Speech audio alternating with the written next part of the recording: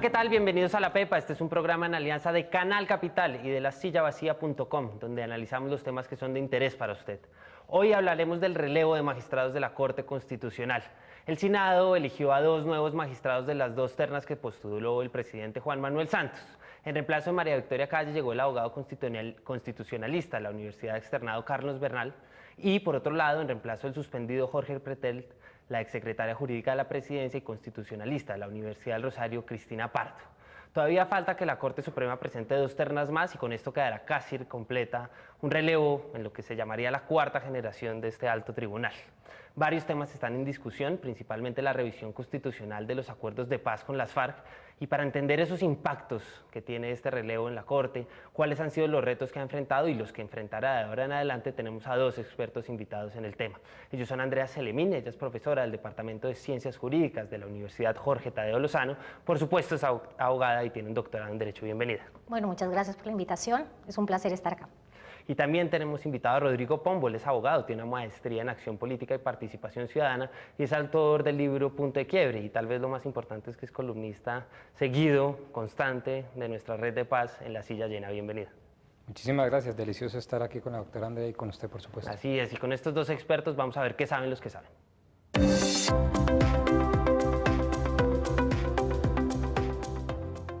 Andrea, la Corte Constitucional, las Cortes, la justicia, está en crisis por muchas razones. La gente no le cree, uno ve las encuestas y la gente no cree en la justicia. Y la Corte Constitucional tiene problemas de legitimidad en unos aspectos muy particulares. ¿Cómo está hoy en día esa Corte? Pues yo creo que la Corte Constitucional, desde el momento de su creación, fue una Corte que gozó de gran y altísima legitimidad. Sin embargo, últimamente, esta aceptación al trabajo de la Corte se ha visto afectada por causas endógenas y por causas exógenas. Como causas endógenas uno podría referir los escándalos de ausencia de transparencia en los procedimientos que adelanta la Corte Constitucional, que han impactado específicamente el caso de Fidupetrol y la posible, digamos, el privilegio de ciertos casos en la revisión de acciones de tutela. Ha sido una de las cosas que más ha impactado la aceptación de la Corte Constitucional. Pero adicionalmente también ha habido una constante, y esto sí es una cosa bien constante desde el comienzo, el nacimiento de la Corte Constitucional, los choques con otras ramas del poder público y con las otras organismos de la rama judicial ya están empezando a hacer mella y han generado, digamos, un cierto debilitamiento de la legitimidad de la Corte. Entonces, en este momento, la Corte se está apostando en esta nueva 4ª generación un todo o nada. O vuelve y recupera su prestigio y su capital político institucional, o definitivamente queda relegada a una más de las instituciones de Colombia que no tiene aceptación, que sale mal ranqueada en las encuestas y sobre las cuales la gente no quiere ya saber más. La llegada de estos 2 magistrados, ¿cómo juegan eso que acaba de describir Andrea, en un reto del todo nada de una 4ª generación, de una Corte que fue muy admirada en un momento, ejemplo para todos los que estudiaron Derecho como ustedes 2, y hoy en día sin duda muy desprestigiada? De estos 2 y de los que vienen ternados por la Corte Suprema de Justicia, miren, mi lectura es básicamente la siguiente. Yo creo que estos 2 son unos buenos candidatos, como lo eran los que no quedaron. Son unos candidatos que además van a ofrecer unas garantías en temas que pueden ser polémicos, pero que resultan fundamentales. Hay 2 grandes decisiones en la Corte Constitucional. Unos que yo llamaría de tipo individual, de derechos individuales, de libertades individuales, que tienen que ver con grupos de minorías, LGTBI, aborto, eutanasia, es decir, unos derechos de esa naturaleza. Y hay otro gran grupo de decisiones que tienen que ver con la comunidad política, asuntos económicos, asuntos de ordenamiento territorial, asuntos tributarios, asuntos arancelarios, de relaciones internacionales y demás. Frente al primer grupo de libertades individuales, yo creo que lo que ha hecho la Corte desde el año 91 hasta ahora, desde el año 92 básicamente hasta ahora, es francamente irreversible, prácticamente irreversible. Y no importa que como el doctor Bernal profese el credo, por ejemplo, cristiano, o la doctora Pardo sea conservadora o así se defina como tal, ese tipo de libertades individuales van a ser, a mi modo de ver, repito, irreversibles. Ahí no va a haber grandes cambios. En donde eventualmente puede haber grandes cambios y seguramente incluso cambios positivos y altamente positivos es en el tema económico, en el tema de política económica, de ordenamiento territorial, de explotación del suelo, subsuelo, entre otras muchas grandes decisiones. En ese contexto están también, en el contexto de las decisiones macro, de las decisiones de la comunidad política, están también el sistema de pesos y contrapesos, el sistema de equilibrio de poderes provenientes de los acuerdos de paz. Si quieren ya discutimos todos esos temas en profundidad, pero mientras tanto vamos a ver qué dudas tiene la gente en la calle, vamos a ver qué preguntan en la calle. Tengo una inquietud. ¿Cómo se eligen los magistrados de las altas cortes del país? Esta duda, Andrea, y es cómo se seleccionan estos magistrados, es una duda que tiene mucha gente, ¿no? Mucha gente está empapada con el día a día de los asuntos políticos y mucho menos jurídicos. ¿Cómo se elige esto? Y más allá de lo técnico, ¿cómo se elige esto en términos políticos? ¿Y cómo lo vio? ¿Cómo se eligió estos dos? Bueno, pues digamos, esta es una pregunta que si uno va a las reglas formales no dicen mucho acerca de cómo se eligen los magistrados de la Corte Constitucional. Simplemente dicen que lo elige el Senado de la República, de unas ternas, digamos, que envía el presidente, que envía la Corte Suprema de Justicia, que envía el Consejo de Estado, y la única requisito que pone es que tienen que ser los magistrados de la Corte Constitucional, pertenecer a las distintas ramas del derecho o saber de las distintas ramas del derecho, pues porque a la Corte llegan asuntos de todas las materias jurídicas. Sin embargo, han habido, digamos, grandes cambios en las reglas informales que se deben un poco a que cada vez nos damos cuenta de que la conformación de la Corte impacta en sus decisiones, y cada vez la vemos como un tribunal que está más relacionado con asuntos políticos que con asuntos técnicamente técnico-jurídicos, como por ejemplo uno podría ver más las otras altas cortes con ese perfil. Entonces, en la medida en que nos damos cuenta de que las altas cortes son distintas y que los asuntos que maneja la Corte Constitucional por la naturaleza de la Constitución son más bien políticos, han empezado a surgir una serie de factores o de reglas informales para la conformación de la Corte. Digo esto, por ejemplo, por el caso de las audiencias públicas. Antes no hacía el Congreso este tipo de audiencias. El día de antier estuvimos en una audiencia pública de 5 horas. Esto es como una cosa prácticamente sin precedentes. 5 horas los miembros del Senado de la República clavándoles cualquier cantidad de preguntas a los candidatos a la Corte Constitucional y tratando de medir un poco, si uno hiciera un metadiscurso de esas preguntas que hicieron esos magistrados, era un poquito qué tan de acuerdo están ustedes con la idea de que la Corte Constitucional está robándonos los poderes a los demás ramas del poder público, especialmente a nosotros del Congreso. Estamos resentidos con eso. ¿Usted qué opina, señor candidato? Claro, que eso me lleva a discutir otro tema que tiene todo que ver con esto, y es ese cruce de poderes que mucha gente ha criticado. Muchos de los candidatos expresaron en sus discursos hacerse pasito, o sea, intervenir en la justa proporción, pero reconocieron que estaban habiendo unas extralimitaciones, muchos de ellos. ¿Usted cómo vio ese debate y sobre todo en este tema de la elección, que tiene todo que ver? Ese debate, yo estoy de acuerdo con Andrea, fue fantástico porque devela varias cosas. Primero, el legítimo, yo lo pondría en esos términos, el legítimo susto de las otras ramas del poder público que ven en la Corte Constitucional una fisgona, una zapa, una metiche que se mete en todo sin necesariamente tecnicismo y sin una cosa muy importante en el manejo de la cosa pública, que es el conocimiento empírico práctico de la situación. Y eso resiente al Ejecutivo y resiente también al Legislativo e inclusive al Consejo de Estado y a la Corte Suprema dentro de la misma rama judicial, lo que llamamos el choque de trenes. Pero habría que decir también que la ingeniería constitucional del 91, para hacérselo fácil a sus televidentes, Eduardo, es esta. Antes del 91, básicamente existía la idea que los magistrados de las Cortes venían por cooptación, es decir, se elegían entre ellos mismos y ojalá el ideal era que fueran vitalicios. Eso después se rompió. En el 91 dijeron no. Se saca la Corte Constitucional de la Corte Suprema de Justicia, ya no es una sala, sino va a ser la gran garante de la Constitución, que ojo con esto, es la Constitución política, luego sus decisiones van a ser políticas. Y empezó muy bien porque metió a grandes magistrados, grandes prohombres, grandes mujeres que develaban una neutralidad, transparencia e independencia incuestionable. Sea cual sea la decisión, era muy respetada. Ya después se politizó electoralmente y llegaron unos personajes que no solo la gente no lo reconocía literalmente, físicamente, quién es ese, ni idea, sino que además no lo reconocía intelectualmente, profesionalmente. Y entonces, claro, dejó de ser ese dique iluminado para el cual fue diseñado a convertirse en el apéndice muchas veces del propio Ejecutivo. Y eso ha llevado a que en la práctica, y todo esto es a mi manera de ver, la majestuosidad de la Corte Constitucional se haya perdido, pero sus poderes por el contrario han crecido y sigue siendo el órgano de cierre, es decir, el que toma la última palabra en los grandes debates nacionales. Entonces tenemos muy mala gente en la Corte, muy apendizal, muy dependiente del Ejecutivo, con un excesivo poder. Entonces lo que se está buscando ahora es decir, mejoremos la calidad, pero también limitemos el poder de la Corte Constitucional y en eso radicó en gran medida el debate de antes de ayer para la elección de los Claro, candidatos. yo quisiera entender, pues vamos a casos concretos y a ejemplos concretos. Usted ya decía que había dos grandes aspectos, una cosa más de derechos fundamentales, aborto, matrimonio igualitario y otra cosa más económica como los casos mineros. Vayamos con el segundo. La Corte tiene decisiones muy importantes en este ámbito. ¿Usted cómo cree que jugará este relevo generacional justamente en este aspecto fiscal, en este aspecto económico que tiene que ver con cosas más del subsuelo, cosas empresariales? Pues fíjese que para mí fue una sorpresa en las audiencias públicas ver cómo el tema de la seguridad jurídica jugó un rol determinante en las respuestas que los magistrados o candidatos a magistrados le daban a los congresistas. Así que yo sí creo que en esto un poco la Corte se va a poner más del lado un poco clásico del derecho privado.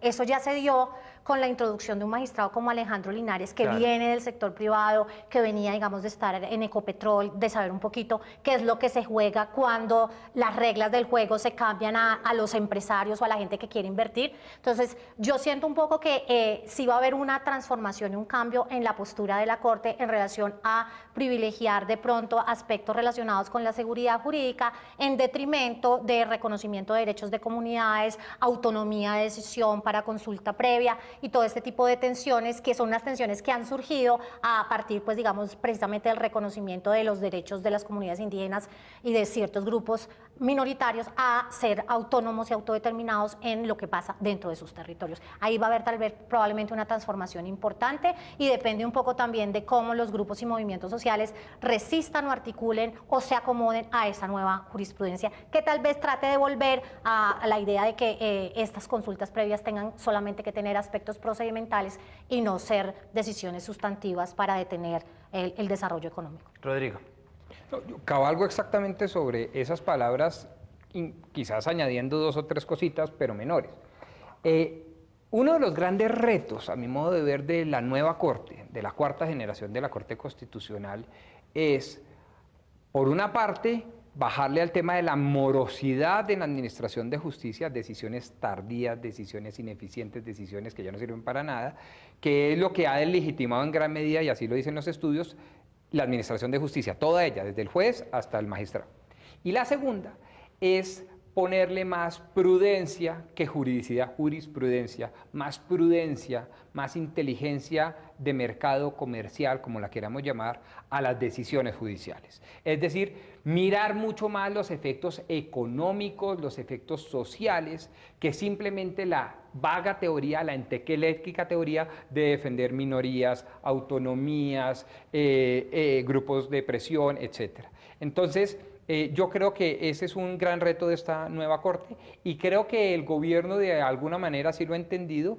Creo que los magistrados que fueron recientemente elegidos eventualmente podrían apuntar a eso y vamos a ver qué sucede con los magistrados que salgan de las ternas de la Corte Suprema. Pero hacia allá debería ir el nuevo derecho. Vamos a un tema que es el segundo que usted bien describió al principio, que es el tema de derechos fundamentales, matrimonio igualitario, etcétera. ¿Usted cómo ve que estas dos personas que llegan a la Corte, Cristina Parda, abiertamente conservadora, y bueno, pues ha dicho en todas las entrevistas de radio que así lo será? Carlos Bernal es una persona un poco menos catalogable así, si bien viene un ala cristiana, Vivian Moranes estuvo detrás de su campaña, pues apoyándolo fuertemente. ¿Usted cómo cree que estos dos caras nuevas entran a jugar en ese balance frente a estas decisiones tan importantes y en las que la Corte ha sido total protagonista?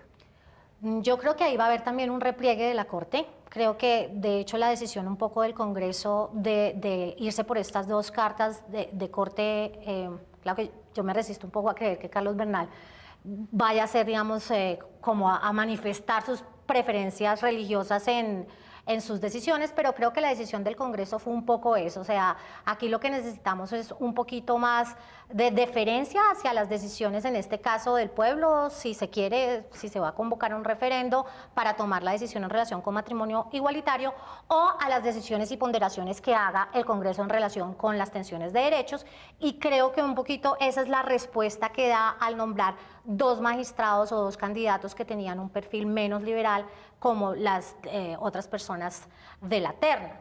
Dicho esto, creo que la Corte va a ser como una estrategia un poco es una estrategia que un teórico norteamericano que se llama Alexander Bickel ha señalado que es como una especie de virtud pasiva, y es como yo no voy a interferir en esto, yo dejo, la Corte ha utilizado esa estrategia muchas veces, ¿cierto? A veces utiliza, por ejemplo, el exhorto al legislador, a esto no me corresponde a mí, esto es materia del legislativo, yo voy a dejar que el legislativo lo haga, en este caso va a utilizar, digamos, yo dejo que sea el constituyente primario el Claro, que que hago eso- y me repliego. Que eso vuelve, y no quiero alejarme de ese punto, al primero que tratamos, que es el de choque de trenes. Y eso ha sido muy cuestionado, porque ellos dicen, por ejemplo, en materia de matrimonio igualitario, de aborto, lo ha pasado al Congreso. Y el Congreso no hace nada, no se pronuncia al respecto, en favor o en contra, lo que sea. ¿Cómo va a funcionar esto en tema de derechos fundamentales cuando hay unas diferencias tan grandes en términos de agilidad, si se me permite el término? Yo sigo con mi tesis. Mi tesis es que en todo lo que tenga que ver con derechos libertarios, de las libertades individuales, no va a haber grandes cambios. Y no va a haber grandes cambios, sigo aportando argumentos a esta tesis, por varias razones. Otra, porque en materia de derechos individuales se ha dicho ya hoy en día, después de 25 años de existencia de la Corte, casi todo. Entonces no hay materia para. Segundo, hay unos precedentes muy fuertes y una línea relativamente pacífica. ¿Qué quiere decir esto para los televidentes? Es decir, coherente, sistemática, alineada a defender esas minorías, a defender esos derechos individuales. Tercero, porque todos los candidatos que han pasado por el escrutinio público, incluso en debates en el Senado, han manifestado que sus creencias religiosas no van a influenciar ni a interferir, esa es la palabra, en sus decisiones jurisdiccionales. De manera que, vuelvo y digo, ese no va a ser el tema está en los derechos comunitarios, en la economía, en ambiente, en autonomías territoriales, Bueno, déjeme meter en los un temas más tercer políticos. tema que no lo metió, que fue el proceso de paz, que puede estar ahí como en una cruce de estos dos que usted describió. ¿Cómo va a estar esta Corte frente a esto? Ya sabemos que la doctora Pardo fue la secretaria jurídica del presidente, que se va a tener que declarar impedida, y ya lo he dicho públicamente en temas como la JEP, la Jurisdicción Especial para la Paz, otros temas relacionados con ese proceso, y pues hay que recordarlo, que todo lo que pase por el Fast Track tiene que pasar por un control constitucional, y pues esto tendrá un rol fundamental. Mire, el rol de la Corte con el tema del proceso de paz es más fundamental de lo que nosotros nos hemos dado cuenta. Y la razón es la siguiente. Lo que aprobó el Acto Legislativo 01 de 2016 es que las normas que se expidan por vía del procedimiento legislativo especial para la paz, sean leyes o sean actos legislativos, tendrán un control constitucional que es Previo automático. no es posterior, eso fue lo que quedó al final, pero es automático. Pero la característica más importante de este acto legislativo es que dijo que era un control constitucional único. ¿Qué quiere decir que sea un control constitucional único? Es una cosa que no tiene antecedentes en la jurisprudencia nacional, ¿sí? Lo que parecería querer decir esto es que la Corte solamente se va a poder pronunciar en estas decisiones por una única vez. Y esto lo hizo el Congreso, lo puso además, fue objeto de cero discusión, apareció en el 6º debate del acto legislativo, lo puso como una especie de garantía para evitar que pasara lo que pasó con la Ley de Demandas Justicia y Paz, constitucionales eternas. que por vía de demandas de inconstitucionalidad se fue quedando, digamos, sin piso jurídico. Entonces, como para garantizar la estabilidad jurídica de los acuerdos de paz, el acto legislativo dice que este control constitucional sea único. Y esto le da a la Corte, digamos, la enorme tarea, la enorme responsabilidad de tener que decir lo que tenga que decir por una única vez. Ahí creo que van a haber unas luchas enormes, probablemente la Corte inclusive ella misma empiece a a decir cómo interpretamos esto del adjetivo único, pero creo que eso es un papel protagónico que el derecho constitucional todavía no sabe cómo va a funcionar para el control constitucional de los acuerdos de paz. Rodrigo,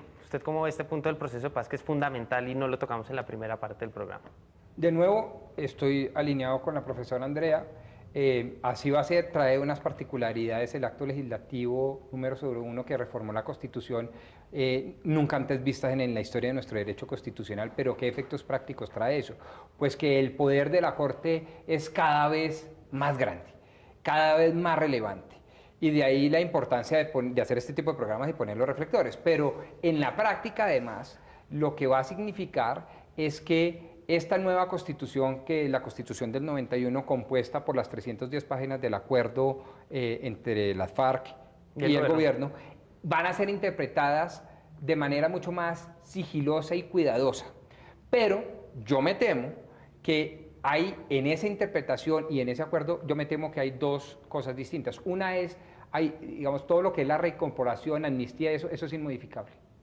Pero el otro tema de tierras, tema de participación, tema de drogas, que son grandes temas dentro del acuerdo, son esencialmente verificables. Y a pesar de que el acto legislativo del 2016 diga única vez, eso se va a ver demanda tras demanda, debate tras debate en los próximos 12 años. Andrea y Rodrigo, entonces los invito a que vayamos a la pepa de este asunto.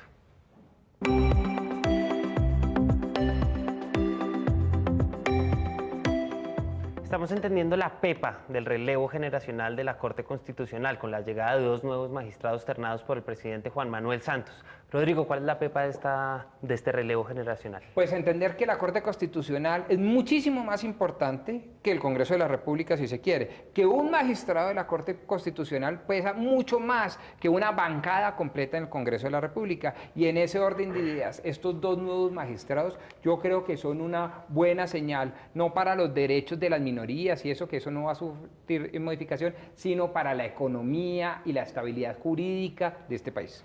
Esa es la pepa. Andrea, ¿cuál es la pepa de la llegada de Carlos Bernal y la doctora Cristina Pardo a la Corte Constitucional?